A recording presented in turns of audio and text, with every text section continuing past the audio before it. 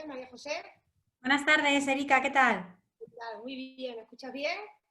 Te escucho perfectamente, alto y claro. Estupendo. Vale, ¿te parece que dejemos un minutito bien hasta que se termina de conectar más gente? ¿Vale? Porque teníamos inscritos, tenemos un lleno en esta tertulia. Si dejamos un minutito que se vaya conectando más gente. Bien, y recordamos, ¿vale? Que para utilizar el chat, recordad chicos que tenéis que poner abajo todos los panelistas y todos los participantes, ¿vale? Para que todos podamos ver los comentarios.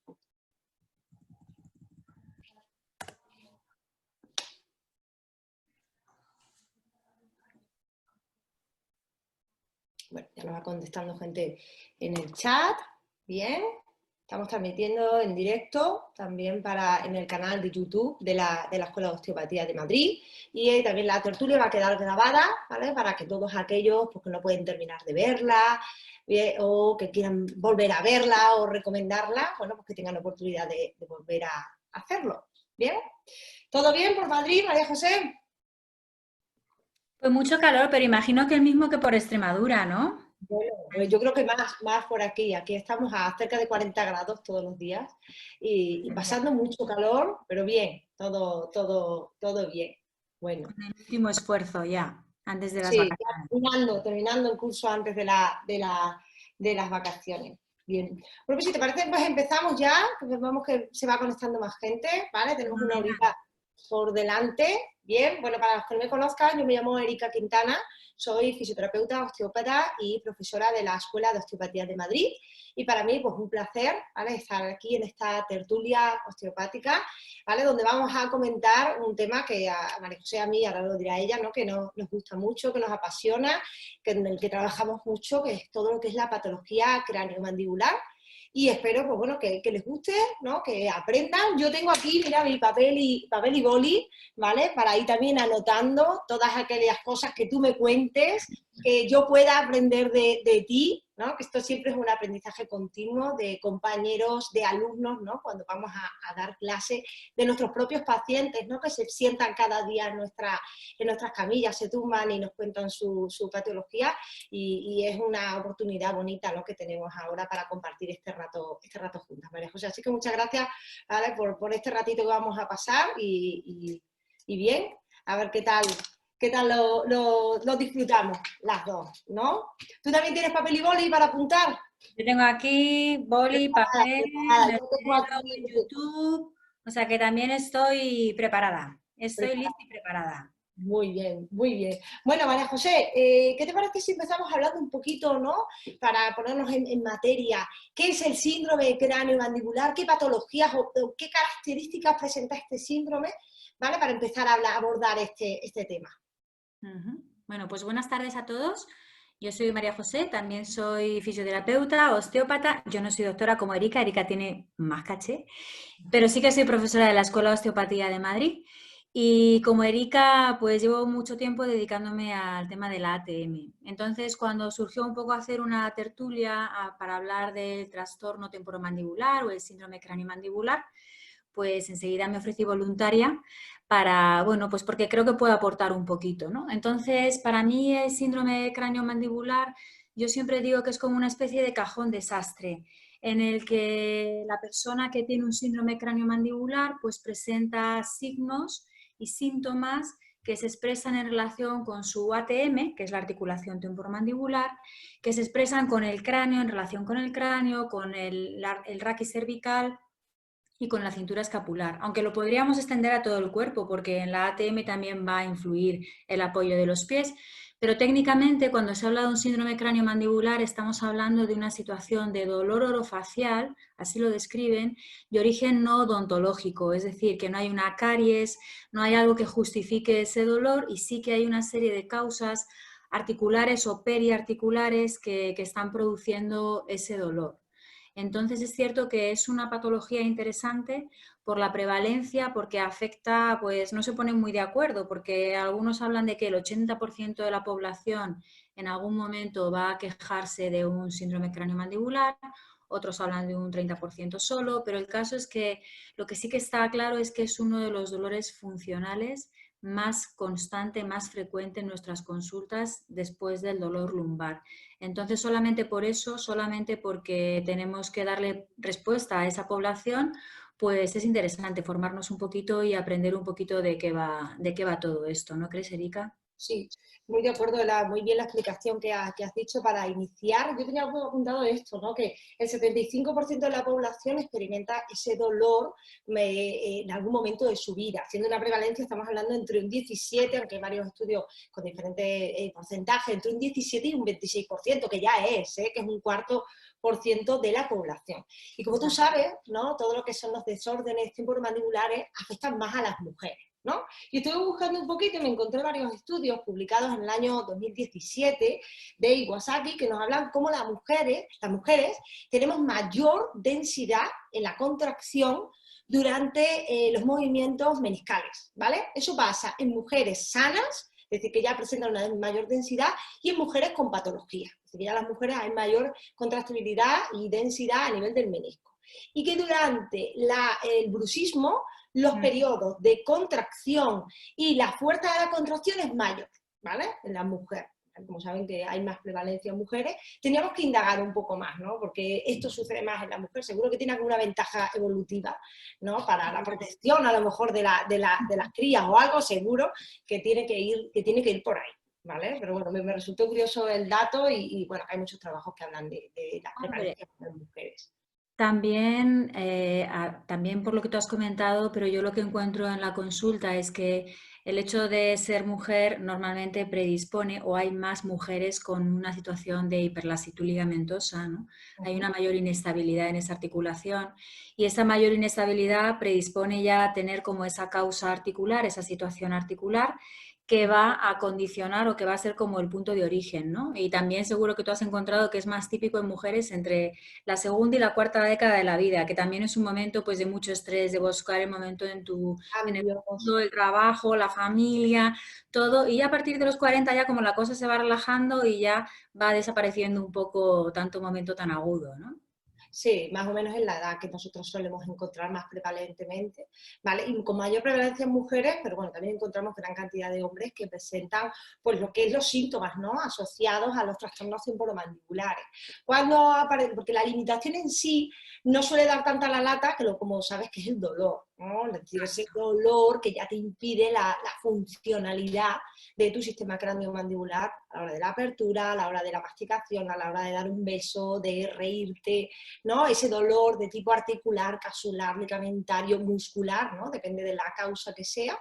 Y yo encuentro también mucho, en cuanto a la sintomatología, muchos de los problemas desencadenados por esos trastornos temporomandibulares o síndromes craneomandibulares a nivel del oído, ¿no? Todo lo que es la barohipoacusia, la sensación de taponamiento, los tinnitus, junto con las cefaleas y los problemas cervicales, ¿no? Entonces estamos ante un cuadro tan amplio, como tú has dicho al principio, de un síndrome craneomandibular que da tanta sintomatología que vemos a diario, ¿no? En un día en una consulta normal, osteopática como las nuestras, que podemos ver a la mitad o más de la mitad tiene algunos de estos síntomas, ¿no, María José, que acabamos de comentar, ¿no? Más o menos en un día, ¿cuántos pacientes pueden ver que tengan alguno de estos síntomas implicados tú? Pues la verdad es que yo, claro, yo no soy un referente muy medio, podríamos decir, porque estoy tan especializada que al final el 85% de mis pacientes son pacientes con esta situación. Y fíjate, apuntando lo que tú dices de los síntomas, lo que yo encuentro es que el paciente cuando me llega ya como muy rebotado, ¿no? No sé si te pasa a ti, que lleva ya como un peregrinaje, ha ido a un profesional, ha ido a otro, o sea, hablan de que a lo mejor se pasan 2, 3 años porque los primeros síntomas normalmente son a nivel del oído. Claro, le duele esta zona, como tú bien decías antes, nota el oído taponado, nota un pinchazo, un dolor, y entonces pues normalmente va al otorrino, le miran, le remiran, va a otro otorrino y hasta que por fin llega a un fisioterapeuta o un osteópata o incluso un maxilofacial que nos lo pueda derivar, pues pasa tiempo en el que el paciente pues sigue avanzando y se sigue como perdiendo en este mundo de dolor y de disfunción hasta que por fin da con alguien que entiende un poco del tema. ¿Y cómo has empezado? ¿Cómo has llegado tú a este porcentaje tan alto de pacientes con este síndrome craneomandibular? ¿Qué te ha hecho, para que la gente que nos está viendo, qué te hace a ti convertirte en una persona de referencia en tu zona, en un personal cualificado, facultativo, ¿no? Como dice nuestro director Ginés Almazán, en este tema. ¿Dónde crees que está la diferencia?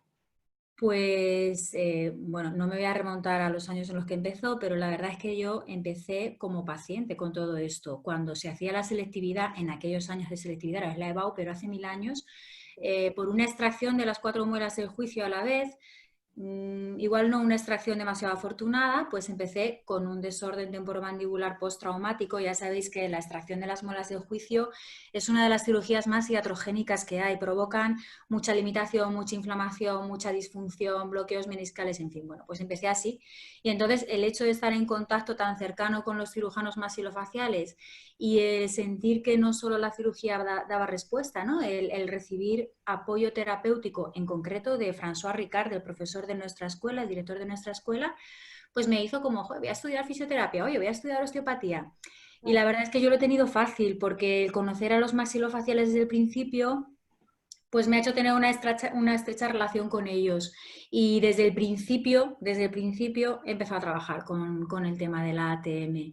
Con lo cual, pues yo creo que tengo como dos partes positivas, ¿no? Una parte positiva que estoy formada, experimentada en todo esto, pero aparte es que lo he vivido en mis carnes, que muchas veces te ayuda a entender mejor al paciente y al paciente como que le consuela, ¿no? El saber, ah, mira, estás...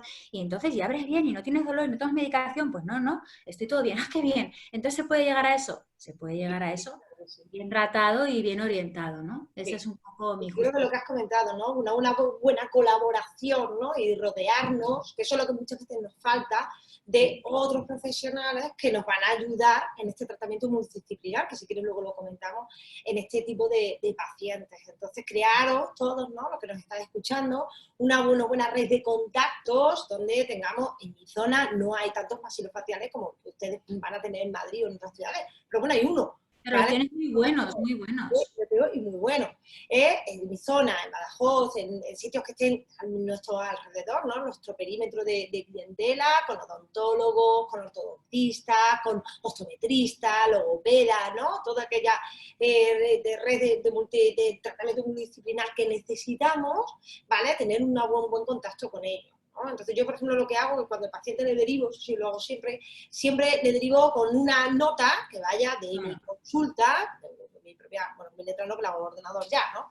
Pero donde yo explico el caso del paciente brevemente, que no es un informe clínico pericial, que tardo 1 hora y media o 2 en hacerlo, sino un breve informe de que necesito que valoren X, ¿vale? En este paciente por la clínica que presenta, con mi firma, con mi sobre de mi clínica, con mi tarjeta, ¿vale? Con mi publicidad específica de eso, ¿vale? Y cuando tengo tiempo, pues llamo también, hablo con ese odontólogo, dile que me llame, mantenemos en contacto por email o vía telefónica, y eso es importante, ¿no? También a la hora de derivar y crear un buen ambiente, ¿no? De las derivaciones de trabajo, creo. Sí, porque muchas veces es cierto que yo lo que veo es que muchas veces estos profesionales realmente están deseando encontrar a alguien a donde mandar este tipo de pacientes concreto, ¿no? Porque un paciente con un síndrome craniomandibular es un paciente que no es susceptible de un abordaje quirúrgico, es un poco como, bueno, hay a lo mejor un poquito de desgaste en la articulación, pero no es susceptible de cirugía. Tampoco es un paciente susceptible de un tratamiento psiquiátrico profundo. Y suelen ser pacientes, no sé cómo te llegan a ti, que te llega con dolor, que es lo que tú decías antes, ¿no? Que es el motivo de consulta. La gente puede tener chasquido, puede tener apertura que se le desvía a un lado y a otro, puede estar tiempo sin poder abrir grande la boca para pegarle un bocado a una hamburguesa, lo que sea, pero vive bien. Pero en el momento que empieza con dolor es cuando de verdad acude en busca de ayuda terapéutica, ¿no? Entonces yo creo que muchas veces los maxilofaciales, los propios dentistas no saben muy bien qué hacer con esos pacientes, porque es como, bueno, yo ya no te puedo dar más solución que ponerte una férula, hacerte una resonancia magnética y mandarte medicación. Y yo creo que es ahí donde tenemos un nicho de pacientes tremendo para dar solución, y yo lo que me encuentro es que me llegan pacientes de cirujanos que desconozco, no les conozco, y me los mandan como qué bien que alguien trabaja la ATM, que te puedo derivar al paciente, porque en realidad para ellos es un desahogo, es darle salida a un paciente que tienen ahí, que tiene dolor, que tiene un poquito de limitación, pero que no acaba de ser un paciente ni quirúrgica, ni psiquiátrico, ni Y al final el paciente o acaba con la etiqueta de, bueno, es algo psicosomático o es un síndrome de cráneo mandibular y ya. Entonces, yo no sé si tú encuentras esa situación, pero yo veo que la gente está como deseando Sí, poderte sí. mandar a un paciente de esas características, ¿no? Sí, y más los propios profesionales, como tú dices. Entonces, y cuando ven el primer caso que funciona y que tenemos una buena efectividad, porque se ha comprobado en diferentes estudios que la terapia manual y la fisioterapia, la osteopatía es eficaz en todo este síndrome de cráneo mandibular, pues ya abren los ojos, ¿no? Y siguen derivando pacientes. ¿Dónde crees tú, ¿vale? O por qué crees tú que hay tanto síndrome de cráneo mandibular? ¿Con qué otras patologías lo podemos asociar? ¿Dónde podemos buscar ahí la causa de tanto problema? Vale, voy a intentar poner dos imágenes, ¿vale? A ver si me acuerdo de cuando lo hice. A ver, ¿dónde? Comparte pantalla. Pantalla, ¿no? Tienes que tenerla abierta, ¿vale? Tienes que tener abierta la presentación, María José. Vale, pues espérate, que la abra. Un momento, eso son cosas técnicas. No.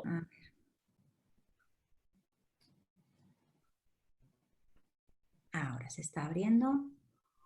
Un instante.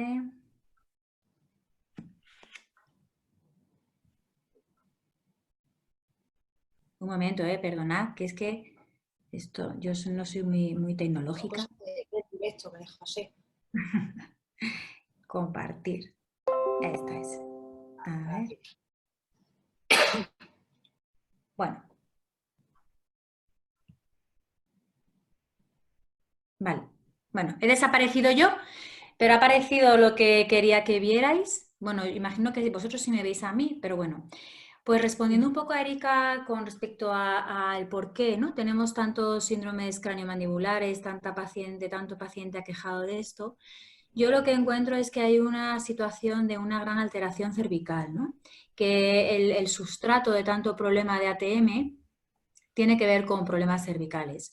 Y hoy en día, pues tenemos una situación de un exceso de rectificaciones cervicales porque la gente abusa de estar todo el día con el móvil, todo el día con la tablet, todo el día con el ordenador leyendo, siempre en esa posición de flexión cervical que repercute sobre la ATM, pero también tenemos la otra situación, ¿no? Totalmente opuesta, que serían las posiciones de cabeza proyectada hacia adelante, muchas veces con un sustrato de hiperlordosis o a veces son rectificaciones cervicales, pero la repercusión principal es que provocan un cambio de tensión en todo el sistema miofascial en relación cérvico-cráneo-facial, provocan una facilitación de una estructura fundamental que está a nivel de las cervicales, que es el núcleo trigémino cervical, y provoca además una sobrecarga y unos cambios oclusales, porque los contactos oclusales van a modificarse, los primeros contactos oclusales se modifican en función de si yo estoy con una posición sentada normal, ¿no? Podéis probar desde vuestras casas a sentaros normal y sentados normal, tocar los dientes. Yo hoy me he hecho un empaste, o sea que noto el empaste, no sé si me lo habrán dejado un poco alto, pero chocamos los dientes y tomo conciencia de cómo se apoyan. Ahora, yo coloco mi cabeza totalmente proyectada hacia adelante y vuelvo a hacer el gesto. Y lo normal es que haya un cambio de contactos oclusales. Imagino que a casi todos los contactos oclusales tienden a irse como hacia atrás. Entonces, imaginaros una persona que se pasa 7 horas jugando con la Play, come en mesa baja, está con el ordenador, con cabeza protruida. Es una situación en la que se van sobrecargando los contactos oclusales posteriores. E igualmente, si nos colocamos en una posición de rectificación cervical, con ligero doble mentón y volvemos a contactar, hay de nuevo un cambio en las relaciones oclusales y eso va a activar nuestro sistema muscular, va a provocar una serie de adaptaciones que seguramente sean en parte el sustrato de esos trastornos craneomandibulares, ¿no? Para mí eso es algo fundamental. Esta posición de cabeza adelantada, ¿no? Que tanto se tiene, tanto tenemos una tendencia a la inmovilidad y encima con esa posición, con ese sufrimiento cervical. Y yo creo que también, no sé si tú estás de acuerdo, Erika, el hecho de los tratamientos dentales, ¿no? Estamos en la era de la estética dental y la estética dental en los adultos jóvenes, adultos mayores, al final están introduciendo unos cambios muy importantes sobre unas estructuras que ya estaban como muy estructuradas, muy osificadas, muy como muy ancladas, ¿no? Y todos esos cambios al paciente le desajustan. Yo no digo que no sea interesante poner una ortodoncia en alguien, en un adulto, pero sí que hay que sopesar muy bien que lo que prima sea la funcionalidad, porque si no es la funcionalidad, si solamente es un objetivo estético, es posible que a lo largo de la ortodoncia pues aparezcan chasquidos, aparezcan dolores de cabeza, de cara, es decir, que aparezca un síndrome craniomandibular un poco secundario a la ortodoncia, ¿no? Y no sé si quieres aportar algo en este punto, Erika. No, totalmente de acuerdo con lo que has comentado en la posición adelantada y toda la relación cráneo-cervical, y lo del tratamiento odontológico es algo que tenemos que tener presente, ¿no? Tanto si son implantes, si son puentes, si son dentaduras, ¿no? Cuánta gente que pierde los dientes, tienen que poner dentaduras, toda la boca llena de implantes en la parte superior, ortodoncia, entonces eso es un factor de riesgo que puede predisponer a patología que nosotros vemos, ¿vale? Cuando a veces te dicen que no, que bueno, que no, que eso no lo provoca, que no tiene nada que ver, que el dolor de oído ha aparecido así, sí, o te has mareado por otra causa, ¿vale? Habría que ver. Totalmente de acuerdo con lo que dices. Y yo también os he puesto aquí como factores etiológicos un tercer grupo importante que serían los microtraumatismos muy asociado al estrés, ¿no? El estrés, como comentaban en otra charla hace poco nuestros compañeros Raúl Sansegundo y Luis Palomeque, pues esa activación del eje de estrés por los motivos que sean, pues muchas veces desencadena que la persona desarrolle parafunciones, morderse las uñas, estar mordiendo chicles, morderse las mejillas por dentro, el estar todo el rato con una actividad en este sistema, como una especie de tic, podríamos decir, sobrecarga todo este sistema y es capaz de estar detrás de todos estos síndromes craniomandibulares. Por lo general, además, lo que nos encontramos en consulta es que a lo mejor viene con cabeza un poco protruida hacia adelante, encima se muerde las uñas y además pues le han puesto 2 implantes hace poco, le han sacado las muelas del juicio y entonces tenemos ahí como una suma de factores desencadenantes que hacen que la persona debute con dolor tarde o temprano. Sí, con dolor, con chasquido, con cualquiera de los síntomas que nosotros vemos, ¿vale? Eso. Yo un poco a lo que has comentado, el estrés, mira, me gustaría, si me dejas un momentito compartir pantalla, a mí, Espera, que me ¿vale? salgo. Quería recordar, ¿vale? Quería recordar también la relación que tenemos del trigémino con una parte, aquí, ¿vale? Que eso lo expliqué en un Zoom que hice de sobre el bruxismo. Nosotros tenemos en el tronco del encéfalo un núcleo que es el locus coeruleus, el núcleo azul, ¿vale? Que está aquí abajo, en la parte lo ven en verde, no sé, ¿ven el cursor? Sí, ¿no? ¿Se ve, María José, el cursor? ¿No? Vale. Te doy la flechita. La flechita, pues ese es el núcleo azul, ¿vale? Pues el núcleo del tronco del encéfalo está en relación a los procesos de pánico, de estrés, de huida, ¿vale? Un estímulo del sistema nervioso autosimpático. Ese núcleo secreta noradrenalina, ¿vale? Y además ese núcleo tiene relación con vías del trigémino, ¿de acuerdo? Entonces ahí tenemos otra relación entre la activación de ese núcleo por una situación estresante con también la vía trigemial, que es la que inerva a todo lo que es el sistema cráneo-mandibular. Entonces puede ir por ahí todo lo que es el problema oclusal que genere, por ejemplo, una contractibilidad o un bruxismo o un problema en la ATM, ¿vale? O también el mismo propio situación de alteración de los ejes de estrés que provoque una afectación de la vía trigemial. Entonces puede ahí también ir por ahí el tema del bruxismo o de los síndromes cráneo-mandibulares, ¿vale? Fíjate que el otro día me reunía con un maxilofacial y me decía que tenían la agenda llena, que después del confinamiento tenían la agenda llena como nunca de gente con patología a este nivel, ¿no? Con gente bruxando, por lo que tú dices, ¿no?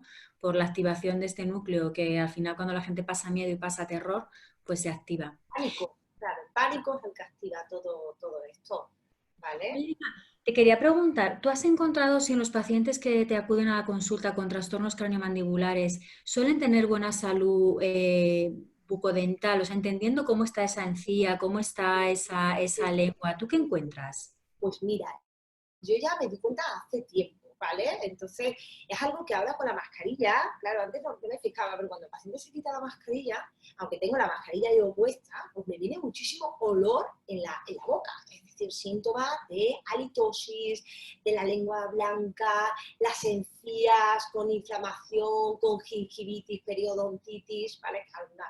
Son síntomas y signos que también preguntamos en la anamnesis, sino pues el mal olor de boca, ¿vale? La halitosis. Entonces estoy buscando información, ¿vale? Y he encontrado varias cosas que me hablan de cómo cuando tú tienes una situación también estresante, ¿vale? Cuando tú tienes una situación estresante, ¿vale? Pues se activan diferentes áreas cerebrales como la amígdala, ¿vale? Entonces, ante una relación de un estado emocional tóxico, ¿vale? Una situación de miedo, de ira, ¿vale? Entonces, esa activación de la amígdala lo que me hace es que me activa pares craneales, como son pues, el trigémino, el facial, el nervio vago, ¿vale? Y me produce una inhibición del parasimpático. Es decir, que me provoca un estado, como nosotros sabemos desde el punto de vista osteopático, de ortosimpaticotonía, ¿vale?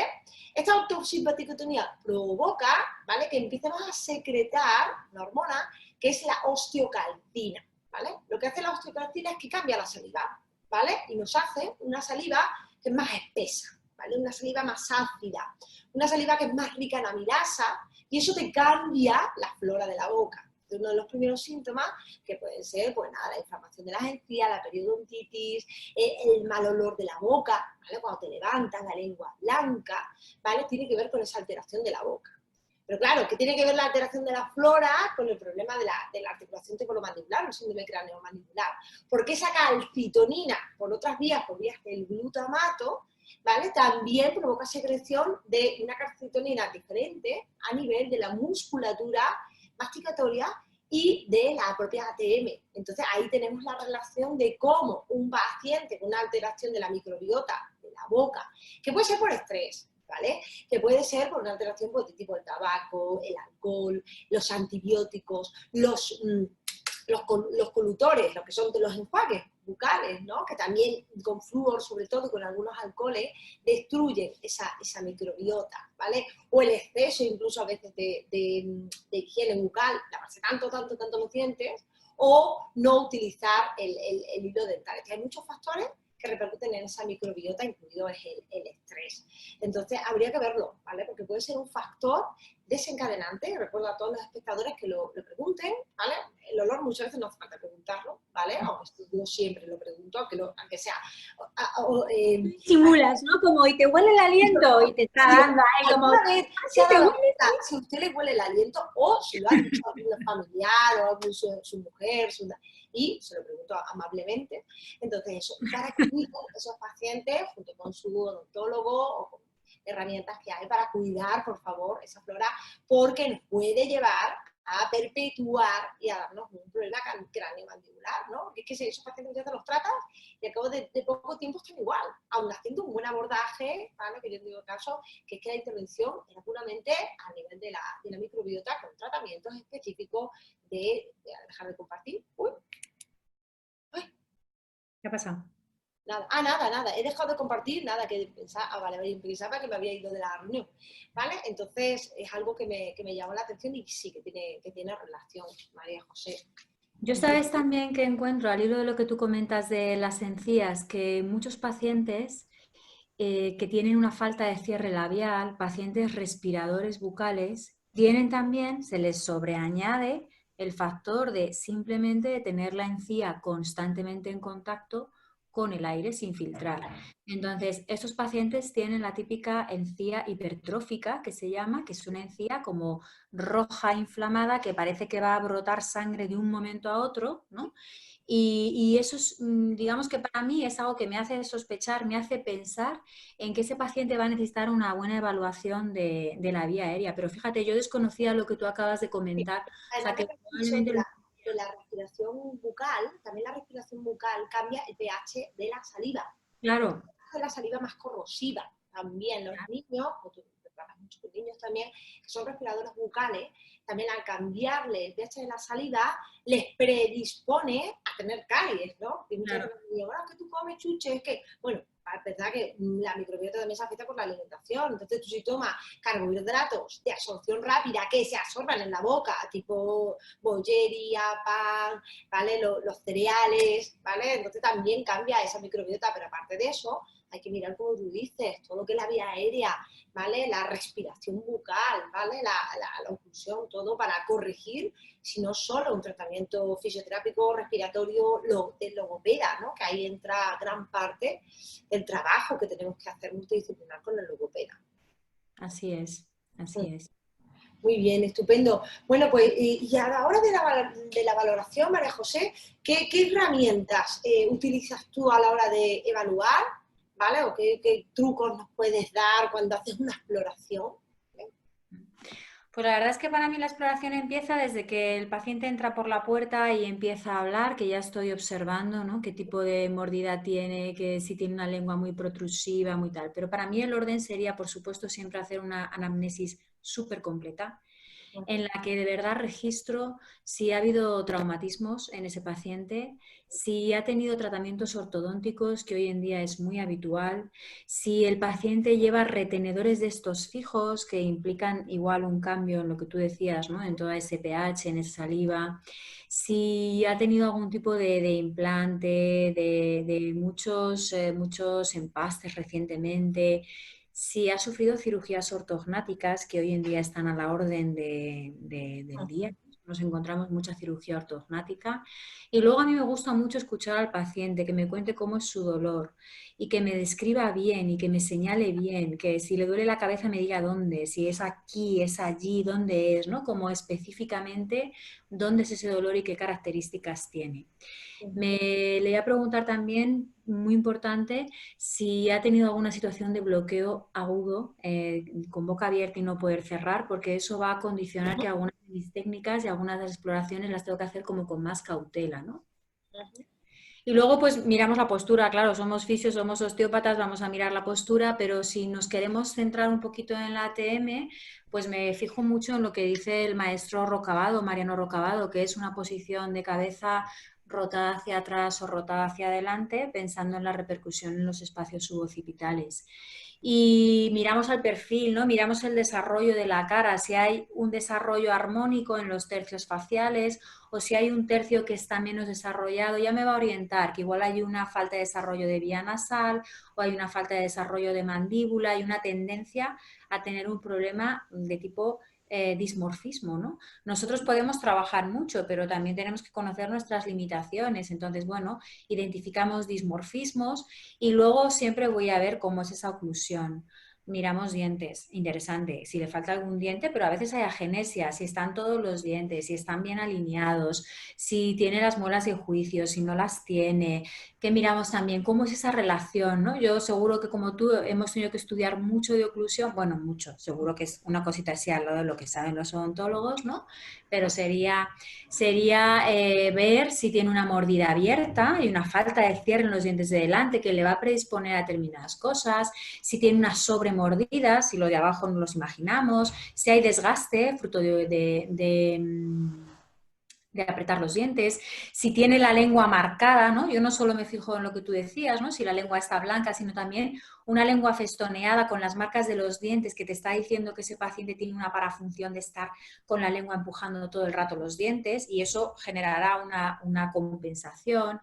Si presenta marcas en las mejillas por dentro de mordiscos, que también es una parafunción, y luego siempre pues hago una valoración activa. No solo valoro cómo se mueve y cómo se cierra la mandíbula, sino cómo repercute eso a nivel de cervicales, ¿no? Entonces, movilidad activa, como en cualquier articulación, tampoco hay que tenerle miedo al ATM, es ver pues si tiene la suficiente apertura o si no tiene la suficiente apertura y si, pues, por ejemplo, una apertura normal son 45-55, igual no tiene una apertura normal, pero sí tiene una apertura funcional que son 35 milímetros. Igual no vamos a conseguir más porque tiene una prótesis, pero ver un poco si estamos en un rango funcional, ¿no? Y luego hacer una exploración del mapa del dolor. A mí me gusta mucho, yo algo que aprendí cuando hice la formación de Rocavado fue todo el mapa del dolor, ¿no? Esa exploración del tejido articular y periarticular que te ayuda a identificar si hay sinoviales inflamadas, si hay un freno meniscal que está inflamado, si hay una cápsula inflamada. Te da una información muy concreta del estado de los tejidos blandos de la articulación. Y eso lo interpretamos y lo mezclamos con la osteopatía y nos ayuda a inferir, ¿no?, si hay una situación de hipermovilidad en esa articulación o de hipomovilidad en esa articulación, ¿no? Y luego siempre hago una movilización pasiva para tener una sensación de cómo está todo y una exploración, por supuesto, de los tejidos blandos, ¿no? Y si el paciente tiene una sospecha, ¿no?, o yo tengo una sospecha de que tiene una mordida abierta, pues paso, o una falta de cierre labial, pues paso a pedirle algún test, como por ejemplo hay un test muy sencillo que sería levantarle un poquito el labio de arriba y pedirle que lo baje, y si en el momento de bajarlo hay una activación de los músculos del cierre que no debería, me está diciendo que hay una parafunción en relación con esa falta de cierre labial, ¿no? Por ejemplo, si ya saben que van a venir, les recuerdo que se traigan su férula de descarga para valorarles con y sin la férula de descarga, ¿no? Y para mí una valoración fundamental con la férula es ver cómo la férula modifica las cervicales altas. Haces una palpación de cervicales altas sin férula y luego con la férula. Entonces, si la férula es demasiado alta, los espacios suboccipitales se van a cerrar porque la cabeza se va a rotar hacia atrás, y eso que parece como un detallito de nada, pues ya te ayuda, ¿no?, a orientarle, a derivarle, a que le modifiquen esa férula o a que se la ajusten un poquito, porque si la usa así, pues al final va a acabar con más dolor por sobrecarga de cervicales altas, ¿no? Y así, o sea, últimamente sí que estoy como intentando adentrarme más en tema de vía aérea, ¿no? Para la vía aérea muchas veces pues hace falta un poco pruebas complementarias. Y a mí, por lo general, el paciente ya me viene con su ortopantomografía, en la que puedes ver un poquito el estado de los cóndilos, la integridad de los dientes, todo esto. Y muchas veces también me viene, afortunadamente, con una resonancia magnética, que es la valoración, o sea, la prueba de imagen mejor para poder decidir con certeza dónde está el disco, ¿no? Si está subluxado o no está subluxado, o qué características tiene ese disco, ¿no? Entonces, así, a grosso modo, es lo que yo hago, pero seguro que tú tienes algún test súper interesante que No. podamos aprender. Muy, muy interesante lo que has dicho y no, muy interesante también la valoración que has dicho con las férulas sin afuera, y esos pequeños detallitos que tú dices, ¿no?, son los que marcan la diferencia entre un profesional y otro, ¿no?, y el saber exactamente dónde está el quid de la cuestión, el problema, y hacer un buen diagnóstico. Yo quería complementar lo que has dicho con... ¿dónde está, Erika? Ah, que he cerrado, muy bien. He cerrado la presentación. A ver, lo hubiera cerrado antes, dame un segundito. Vamos a ver.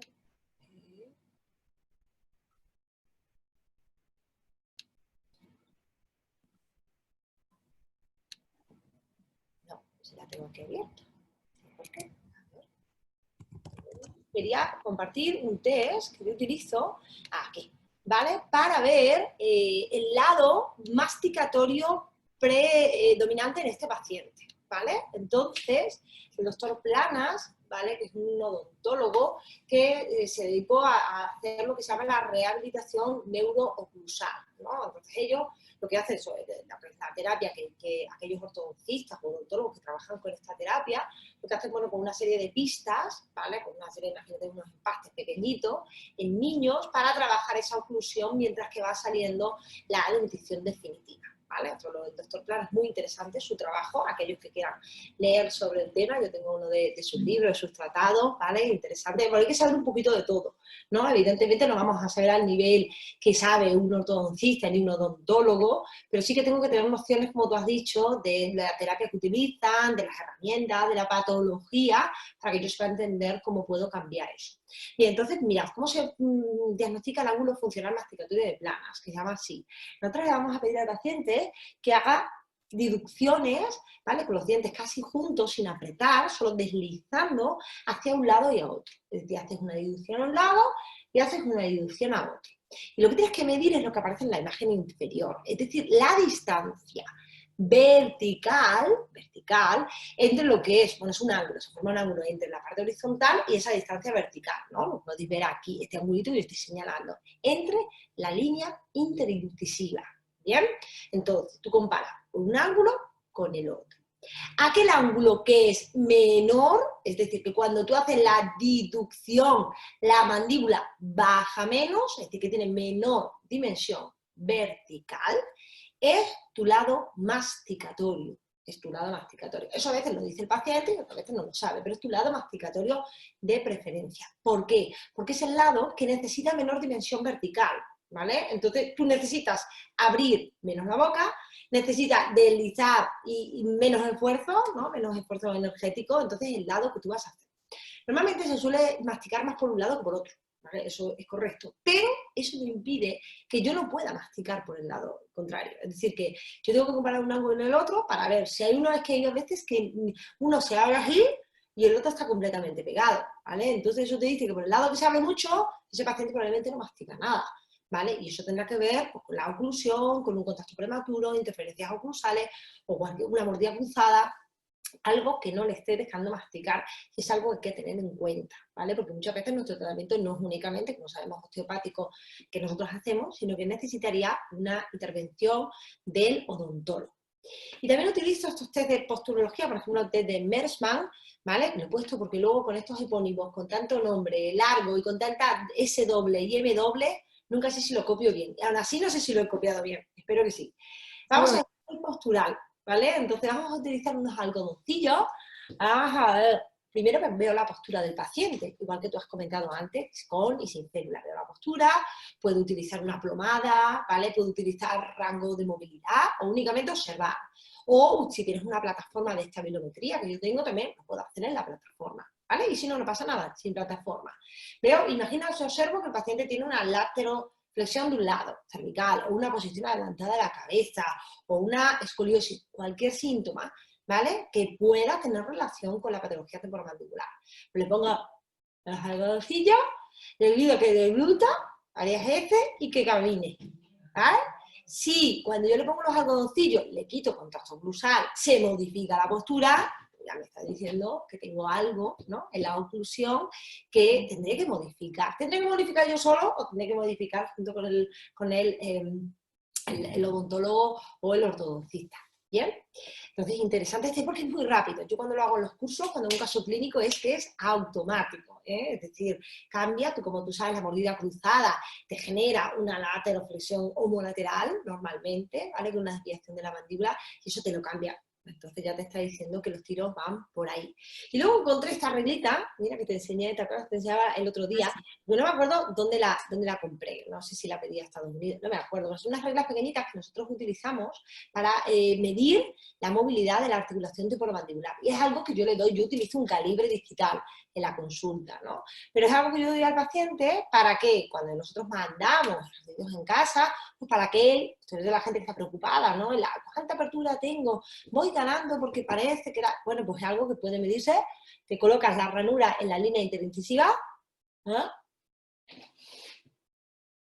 Y hasta donde llegue. Y te sirve también para las desviaciones laterales. Y es un cachito de cartoncito que yo le doy al paciente para que haga, no también de feedback, ¿no? Importantísimo siempre para el... A ver, ahora...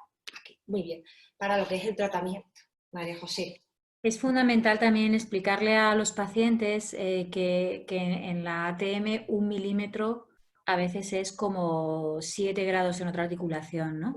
Que a veces solamente ganan 2 milímetros y es como, ¡ay, qué frustración! Solo 2 milímetros. Bueno, es que 2 milímetros es mucho realmente, ¿no? Realmente 2 milímetros marca una diferencia tremenda. Y yo imagino que también tú estás como muy en la idea de que aunque haya menos movimiento, la importancia de que sea muy simétrico. Sí. ¿Verdad? La simetría en la articulación a la hora de mover y a la hora de trabajar es fundamental. O sea, yo casi prefiero ver una articulación un poco limitada en la apertura, pero simétrica, que no que uno que abre desplazando, luxando y al final llega a 6 centímetros de apertura. Realmente casi para mí es más patológico ese que no el que tiene una apertura ahí en el límite de lo funcional, pero más simétrico, ¿verdad? Sí, porque a lo mejor una limitación de un par de milímetros tampoco te crea una gran restricción en la función, ¿no? Entonces, lo que tú dices, muchas veces aumento de movilidad son hipermovilidades que te están diciendo que el problema es otro, ¿no? La subluxación del menisco o cualquier otra cosa. Entonces, vamos a empezar, si quieres, te parece, con el tratamiento, que no se nos eche tiempo encima. ¿Qué hacemos, ¿no? con el tratamiento? ¿Dónde crees que tenemos que incidir más? O sea, a grosso modo, que luego habrá que ver cada paciente, cada caso. ¿Dónde crees que tenemos que incidir más en el tratamiento de este síndrome craneomandibular, María José? Claro, pues si estamos todo el rato apuntando a las cervicales como una de las bases fundamentales, ¿no?, de los factores etiológicos fundamentales, pues es fundamental hacer un trabajo de la columna cervical, ¿no? Analizar bien si estamos ante un caso de hiperlordosis cervical o de rectificación cervical, porque el enfoque va a ser en muchas cosas diametralmente opuesto. Pero yo últimamente en lo que insisto mucho es en ganar flexibilidad en ese raquis cervical, ¿no? Flexibilidad con mis técnicas miofasciales, osteopáticas, articulares, pero también al paciente siempre le explico ejercicios de movilización cervical, ¿no? Entonces, para mí hay como uno fundamental cuando, sobre todo en los pacientes con cabeza proyectada hacia adelante, con hiperlordosis o con rectificación, porque al final la cabeza va a estar ahí con un cierre de los espacios suboccipitales, les digo un ejercicio súper sencillo que es decir un sí muy discreto, les digo como un sí para ti, un sí chiquitito, y con ese sí lo que estamos haciendo es que estamos lubricando las cápsulas articulares del cráneo con las vértebras cervicales, estamos mejorando la vascularización de esa zona y estamos liberando espacios suboccipitales, arteria vertebral que pasa por ahí, que va a tener mucho que ver con esos mareos, esos vértigos de pacientes con desorden temporomandibular, y también estamos incidiendo en el núcleo trigeminocervical. Entonces, para mí, en cuanto a ejercicio que tienen que hacer ellos activos, ese es el que me parece más importante. Porque es una flexión cervical alta, ¿no? Dices. Claro, sería una flexión cervical alta, muy discreta, porque en el momento yo le digo, es un sí para ti, como esto sí de sí ya sabía yo, ese sí chiquitito, porque ya si te pasas ya estás en cervicales medias. Pero ese sí, fundamental, hacer esa flexibilización, ¿no? Y muchas veces les enseño algún ejercicio, yo no soy experta en RPG, pero me gustan mucho algunos ejercicios de RPG, ¿no? Entonces, en cabezas proyectadas hacia adelante, pues hay algunos ejercicios de RPG que le enseñas al paciente para hacer una autotracción axial, ¿no? Y colocar sus hombros donde tienen que estar y su columna como tiene que estar, que les enseño también. Y también la verdad es que yo últimamente estoy como muy enganchada con el yoga, entonces les explico ejercicios de yoga, de flexibilización del raquis cervical, para que ese posible origen esté mucho mejor, ¿no? Eso en cuanto a raquis cervical. Si quieres, cuéntanos. Yo básicamente hago como tú, yo también soy mucho de estímulos democráticos, ¿no? Que digo yo, que cosas que pueda hacer el paciente, que lo pueda hacer todo el mundo a un bajo coste o gratis, ¿no? Como es el Y tema. sin tener, como yo le digo, que hacer el pino puente, en plan, en Claro, cuanto claro, algo que esté te a la pones, de lo todo, haces.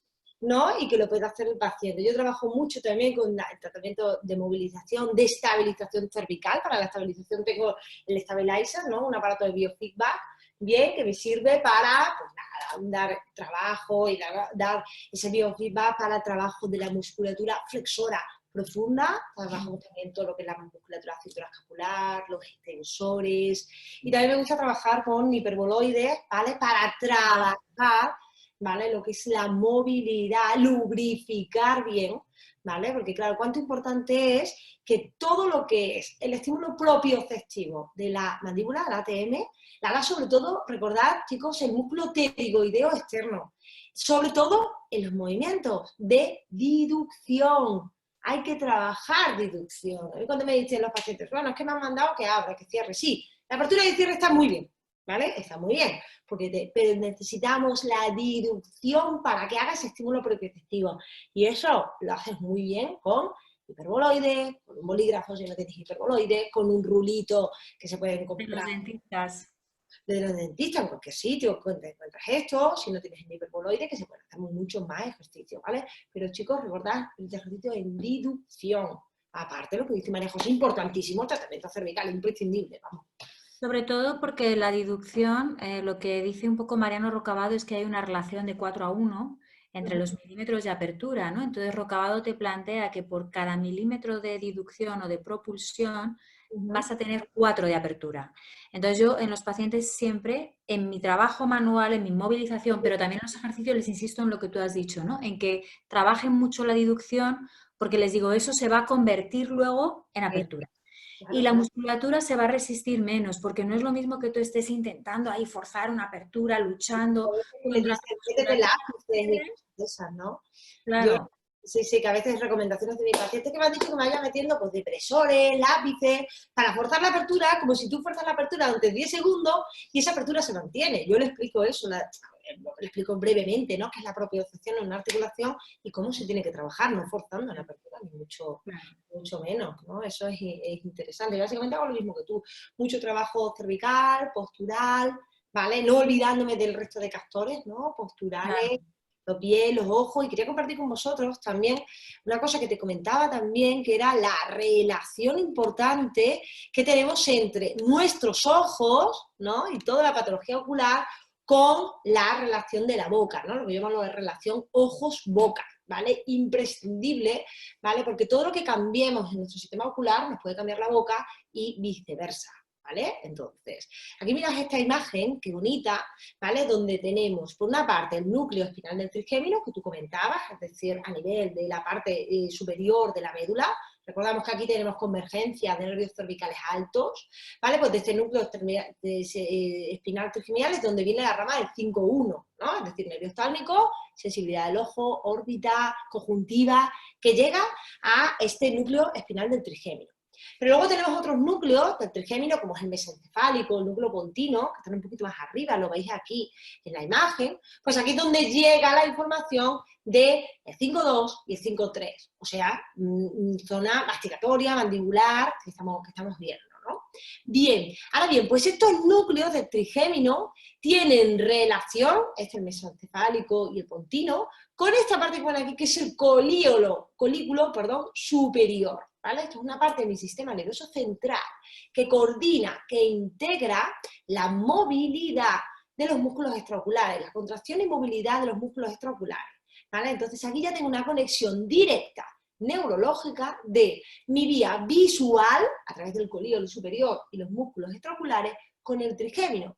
De ahí que nosotros encontremos muchas veces que cuando hay un cambio en la boca, por ejemplo, a unos niños que le ponen expansores para abrir ese paladar, ¿no? Porque tiene un paladar ojival, estrecho, y ya se lo van tratando, producen automáticamente una repercusión en sus ejes visuales, ¿vale? Y al revés, si tú te estás tratando con un optometrista, o te ponen gafas, o te hacen una cirugía, o algo que tenga que ver con su sistema ocular y oculomotor, te puede cambiar también la oclusión. Y eso es algo imprescindible que hay que tener en cuenta y hay que tener un trabajo también multidisciplinar con un optometrista que trabaje con optometría comportamental. Y no olviden también la relación anatómica que yo tengo desde mi cráneo, ¿no? Con la inserción del músculo temporal, ¿no? Del músculo temporal, que tiene relación la inserción con el esfenoides, y todo lo que sea esfenoides es relación con la patología ocular, ¿no? Con el nervio oftálmico, nervio óptico, oftálmico, arterias, venas, ¿vale? La inserción también a nivel de las pterigoides, ¿vale? Del esfenoides. Y luego todo lo que es la aponeurosis, que recubre a maxilares y palatinos, y luego lo que continúa a formar la aponeurosis de la órbita. Entonces también relación trigémino-ojos o ojos-boca, como lo queramos llamar, por vía neurológica, como lo acabo de explicar, y por vía mecánica. Entonces, imprescindible, yo miraría también por ahí, por lo menos en la anamnesis, preguntar posibles relaciones con patologías oculares por si tuviese que intervenir otro profesional sanitario en este cuadro, ¿no? Que tenemos. ¿Bien? Eso sería la explicación que le hubiera gustado conocer a Bernard Bricot, ¿no? Cuando hablaba de la posturología y de la ATM y lo hacía un poco así de manera experimental, ¿no? Sí, sí, Me hubiera sí. gustado ver esa imagen de esos núcleos cerebrales y la Vale. explicación tan buena que has dado. Sí, eso, vamos, que ya se sabe hace muchos años, que no es nada nuevo, ¿no? Igual que la relación ojo con la columna cervical, pero bueno, hay que darle una base neurofisiológica a eso.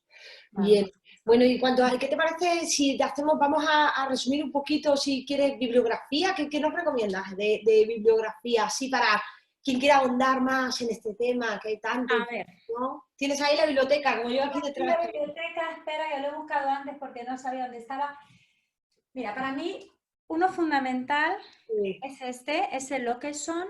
este que tengo yo también. No sé si va al revés o se ve bien. No, se ve, ponlo un poquito más arriba, María José. Ahí. Que se ve autor, o que son. Bien. Y se llama Tratamiento de oclusión y afecciones temporomandibulares. Es el clásico de Jeffrey Okeson, que es como la Biblia de... Sí, Un momento, por favor. Antes de nada, ah, yo también le tengo el nuevo en la mano. el libro de François de ATM, Sí. Tú tienes el nuevo, yo tengo este, el libro de François de ATM, por supuesto, pero la mayor parte de nuestros oyentes, que son alumnos de la escuela, ya lo conocen.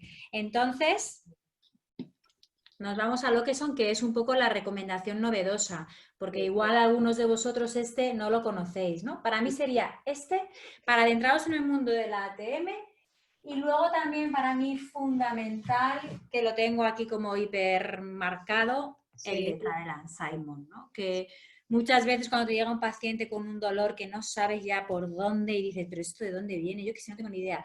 Me voy allí, paso las hojas hasta que lo encuentro y para mí es también un libro de consulta y de estudio interesante. Sí. Yo tengo este también bastante reciente, que me lo compré el año pasado, ¿vale? Que es este, de Temporomandibular Disorders, de César Fernández de las Peñas, ¿vale? No sé si le tendrán en edición en castellano. Yo cuando me lo compré, acababa de salir y solo es en inglés. Si no, pueden esperar o aprender y leer en inglés. Tengo también César, que es osteópata, es fisioterapeuta, osteópata, compañero además, o sea que hay que darle... Muy, muy buen libro. Siempre que vas a buscar algo de trastornos temporomandibulares, va a aparecer César. Aparece César, sí, sí, En sí. cualquier publicación, en cualquier sitio. Sí, sí. Un honor tenerle de compañero. Trastornos también de la articulación temporomandibular, también de César Fernández de las Peñas, ¿vale? Nuevo, este libro publicado, yo creo que este es del 2019. Bien, yo siempre voy buscando bibliografía, ¿vale? No me los leo entero, la verdad, voy a decir, pero voy leyendo. Todos los días hago un poquito, leo un poquito, hago un esquema, ¿vale? Leo un par de pajitas, ¿vale? Y tengo también este libro que me lo regalaron de un alumno mío, portugués, que lo trajeron de Brasil, que es un libro de tratamiento con hiperboloides. Ah, qué guay. El Lockeson y el nuevo, ¿no? De nuestro director, François Ricard, que es la Biblia de nuestro trabajo osteopático. ¿Bien? Y bueno, no sé si quieres decir algo más, María José, o vemos si te parece las dudas, a ver si alguien quiere preguntarnos algo antes de despedirnos, ¿vale? O, a ver... He visto alguna pregunta según hablábamos, pero se me Bien. han perdido en el... Madre mía, saludos, saludos, saludos, saludos. Eso, Erika, se te escucha un poco bajo. Ay, pues lo siento. Estoy aquí en la consulta, me podría haber puesto un audio, los Pero cascos. se te escucha bien, ¿eh? O sea, yo te Vale, escucho... está bien por a veces por la conexión. Vale. ¿Dónde pudiera verla? Mira, después del curso, esto va a estar colgado en el YouTube de la EON Internacional. Y luego imagino que también lo pondrán en la página web, ¿vale? A partir de mañana, sin problema. Verlo en nuestro... Ah, mira, ahora. aquí, mira, aquí tengo una, dice, una duda que tengo. Como esto se origina a la raíz de 12.3, esa alteración puede afectar la respiración. ¿Algún problema con los músculos de la caja torácica por el problema de la caja torácica? ¿La estás viendo tú esta, María José? ¿Dónde estás? Estoy intentando... De Carlos, tienes que pasar más hacia abajo. Lo que pregunta Carlos Roques, ¿vale? Es que si una afectación cervical C2, C3 me afecta al diafragma, evidentemente por el neurofrénico, y eso me puede provocar una anomalía de la caja torácica, evidentemente, Carlos, lo que estás diciendo. Y del plexo braquial, ¿vale? Sí, porque también hay conexiones del nervio frénico al plexo braquial, ¿vale? Te recomiendo que veas un Zoom que hizo nuestro compañero Raúl Sansegundo sobre el nervio frénico, muy completo, y vas a tener muchísima información pero básicamente eso. Y además hay una relación, si hemos hablado varias veces, hemos mencionado varias veces las dos, el núcleo trigémino cervical, quiere decir que hay una conexión directa, yo lo explico como unos vasos comunicantes entre el 5-2, es decir, el nervio infraorbitario, con la raíz C2, y el 5-3, es decir, el nervio mandibular inferior, con la raíz C3. Quiere decir que si hay alguno que está facilitado a nivel cervical, dale un poquito de tiempo que al final se acabará facilitando a nivel facial, el trigémino, con lo cual está súper bien esa explicación, pero también tenemos una explicación mucho más directa y mucho más corta, que es el núcleo trigémino cervical y la relación de 5,1, 5,2, 5,3 con C1, C2, C3. Claro, claro, perfecto. Dice, ¿qué experiencia tienen en relación con el espasmo? No, dice, entiendo que las causas son externas mucho más que internas. Es decir, que no tratamos las causas y las consecuencias. No entiendo muy bien la pregunta, Leandro, lo que me quieres decir, ¿vale? Dice, las causas internas y externas, ¿qué me habla? ¿Externas de patología periférica o...? A lo mejor se refiere al estrés, ¿no? Que hemos hablado del estrés como algo importante. Claro, no tratamos las dos, tratamos el origen del problema, pero no, si hay algún problema de una alteración del eje de estrés, hay que tratar ese origen, ¿no? Tratando pues el nervio vago, que ya sabemos cómo hacerlo, haciendo un estímulo de ese parasimpático, ¿no? Me ha dicho mi compañera María José, con yoga, con respiración, se puede hacer de muchas maneras, ¿vale? Haciendo gárgaras, cantando, o incluso Cantando.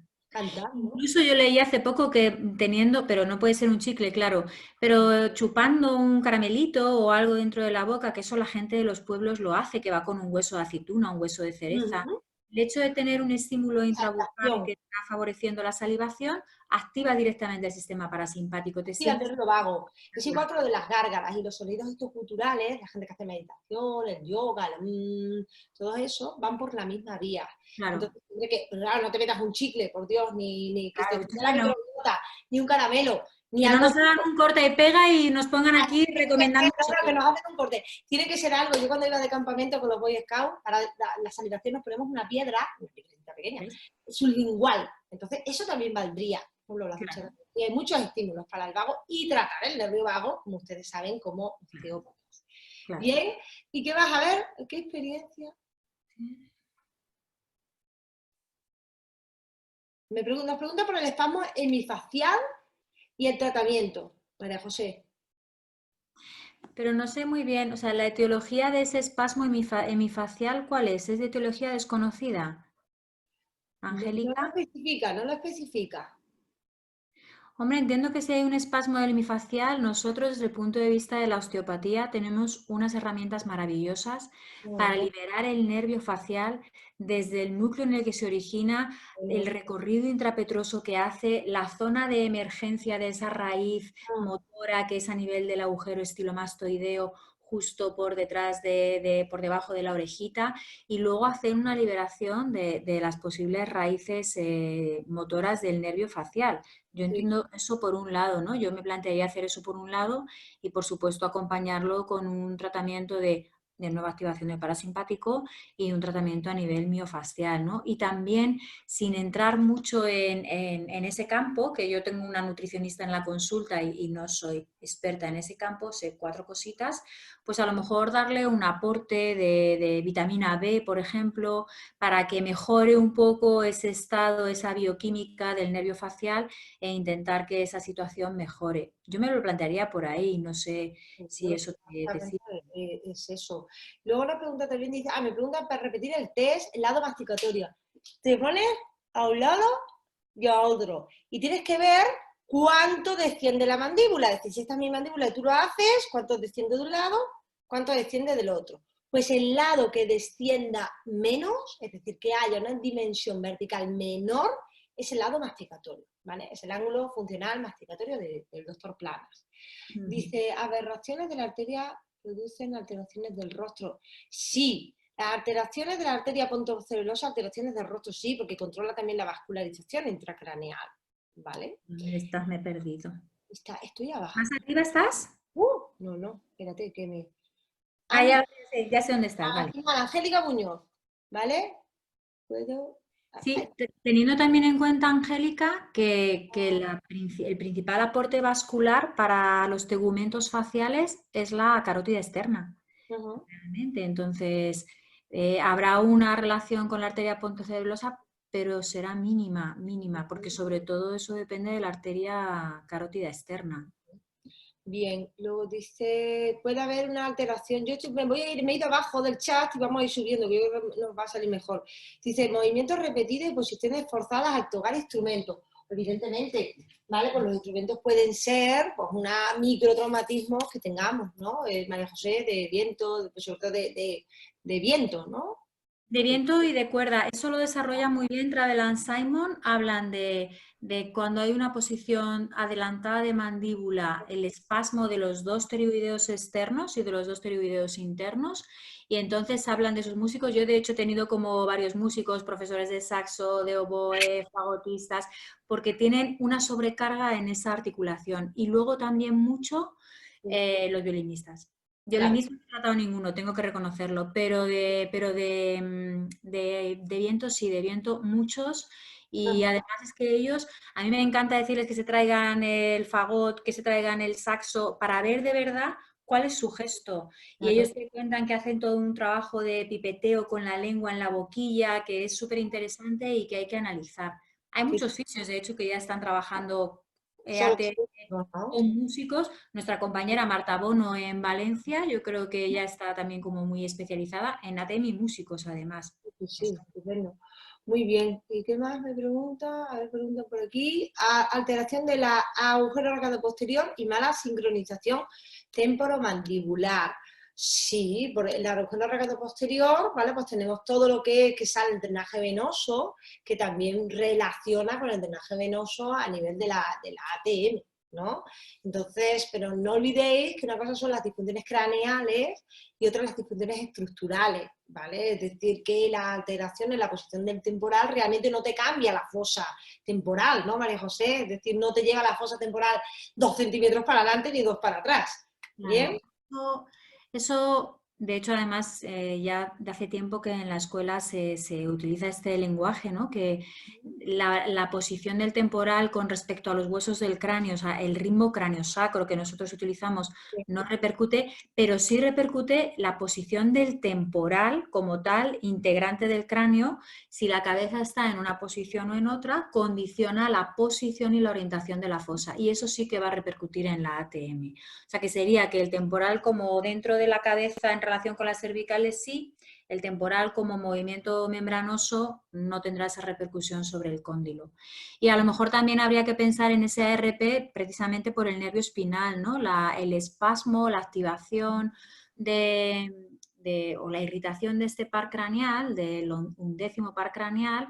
Sabemos que es un par craneal que inerva trapecio y esternocleido, y hay una relación, es una relación, ¿cómo se llama? Antigravitatoria, y una relación satélite entre el masetero y el esternocleido y el temporal y el trapecio superior. Entonces, cuando alguno de los dos músculos cervicales están espasmados, están activos, los músculos, como sus hermanos musculares, lo van a estar también. Eso lo describen también en Travel and Simon, con lo cual una afectación del ARP te puede llevar a una mala sincronización como por esa vía, por la afectación de trapecio esternocleido, temporal, masetero. Creo que lo he dicho bien, sí. Sí, sí, correcto. Muy bien, vale, a ver. Dice libros, nos preguntan aquí, que ya lo hemos dicho. Dice, Norma nos dice que algunos estudios señalan la no incidencia en la ortodoncia en los trastornos temporomandibulares. Yo no he leído ese estudio, no lo conozco, si te digo, Norma, ¿vale? Mi experiencia clínica es que sí aparecen muchos pacientes, pero no sé el porcentaje de pacientes que tienen ortodoncia, que tienen trastornos temporomandibulares. Para eso necesitaremos una muestra muy, muy grande, ¿no? Pero sí que yo tengo muchos pacientes que la ortodoncia le ha provocado un síndrome craneomandibular. Por eso no significa que todos, ¿no, María José? Claro, claro. Hay estudios que apuntan a las dos direcciones. Ni Erika y yo no hemos querido convertir esto en una acumulación de referencias bibliográficas porque entendemos la tertulia como lo que estamos haciendo realmente, un intercambio de opiniones entre dos colegas, pero yo lo sé, Norma, que hay estudios que apuntan en una dirección y en otra. Y hay muchos que te dicen que no es tan importante la oclusión, pero ya no hablan de ortodoncia o no ortodoncia, te hablan de oclusión como desencadenante o como factor perpetuante en un trastorno temporomandibular, y hay otros que sí que dicen que apuntan. Entonces yo creo que habrá que valorar en cada caso esa oclusión cómo es y ese tratamiento ortodóntico cómo está planteado y en qué momento está planteado. Y sobre todo para mí lo que tiene que quedar claro es que yo estoy a favor de los tratamientos ortodónticos cuando están bien planteados para mejorar la funcionalidad y me presto a ayudar a que esa ortodoncia evolucione lo mejor posible, quitándole al paciente los dolores que aparecen como consecuencia de tener un cambio de oclusión, unos hierros que le están irritando el nervio trigémino y el 5,2 y el 5,3. Entonces es un poco como Estamos en la misma dirección, en la dirección de mejorar la función del paciente, desde la cirugía, desde la ortodoncia, desde la odontología, desde la logopedia, desde la posturología, desde la optometría, como decía Erika. O sea, todos tenemos que remar en la misma dirección, que es que el paciente alcance su máximo potencial y su mejor funcionalidad, Claro. con ortodoncia o sin ortodoncia. Pues totalmente de acuerdo, María José. Dice, su experiencia clínica, ¿qué opinión, la última pregunta, qué opinión tienen respecto a los cambios en los contactos cruzales que pudiesen provocando al manipular la columna cervical superior? ¿Vale? Siempre vamos a ver, nosotros manipulando la columna cervical superior podemos modificar la contractibilidad de la musculatura masticatoria, que hay trabajos hechos sobre ello, ¿no? Que hizo nuestra compañera Pilar Marcilla una tesis, pero no vas a provocar una interferencia oclusal. ¿Vale? Son cosas distintas, ¿no? Es decir, yo puedo modificar el tono, sí, puedo provocar más apertura, mayor movimiento o un cambio, sí, pero no un contacto oclusal que se mantenga en el tiempo patológico. No sé si Claro. me explico. Sobre todo ahí hay que insistir en que una cosa son los contactos iniciales oclusales, que es como el arco de cierre que dice Rocabado, ¿no? Cómo entra en contacto la mandíbula, cuáles son las primeras piezas que contactan y luego cuando tú de verdad haces un encaje de interferencia o de intercuspidación máxima, de verdad cómo se relacionan esos dientes. Entonces, probablemente con la manipulación cervical lo que modificas, que es lo interesante, es ese primer contacto. Ya. Hay otra tesis de un compañero argentino que es maravillosa manipulando la OAA a nivel cervical, pero lo que no modificas es la anatomía dental y la posición del diente en relación con donde está implantado, que es el maxilar o es la mandíbula. Yo creo que eso también hay que tenerlo claro. Perfecto, muy bien. Bueno, María José, pues yo creo que ya podemos ir terminando, ¿no? Yo creo que sí, que son las... Hemos cumplido. Bien, espero pues yo por mi parte un placer haber compartido esta tertulia contigo, espero que nos volvamos a ver, podemos organizar si te parece algo más ya después de las vacaciones, eso Exacto. sí, y muchas gracias a la audiencia, a toda esa gente que nos ha seguido, a toda la gente que lo puede ver en diferido, ¿vale? Que tienen esa oportunidad, que estos encuentros pues tienen un agradecimiento por parte, sobre todo a nosotros, que estén ustedes detrás de las cámaras en su casa, detrás del móvil, ¿no? Viéndolo en la playa, ojalá que estén muchos de ustedes de vacaciones, estén bien de salud y que puedan verlo y disfrutar como disfrutamos nosotras de este compartir de conocimientos, de esta osteopatía que tanto queremos y que tanto defendemos diariamente. Bien, Pues María José. Erika ya lo ha dicho todo. Agradecerte a Erika que ha aprendido, me ha apuntado aquí el ángulo de Messmann y el ángulo de Planas, que yo una vez vi el libro y vi que era así de gordo y dije, Sí, ahí le tengo, ahí le tengo. Me ha gustado que tú me saques un ángulo muy aplicable en la consulta. Entonces, yo he aprendido mucho, muy agradecida a la gente que está escuchando, porque una charla a estas alturas del año es como, no va a haber ni Perry, pero sí que ha habido gente al otro lado, que siempre es un apoyo. Y nada, cualquier cosita también sabéis dónde contactarnos, sabéis dónde estamos. Estamos en la Escuela de Osteopatía de Madrid las dos, cada una está con su Instagram, con su Facebook, con su todo. Y nada, pues espero que hayáis disfrutado, que paséis buen verano y que os cuidéis mucho todos. Sí, mucha salud para todos y a disfrutar del verano. Un abrazo, chicos, y cualquier cosa nos tenéis en las redes o en la escuela, ¿vale? Pues, Aquí chao. cortamos. Un abrazo, hasta luego, que pasen buen día.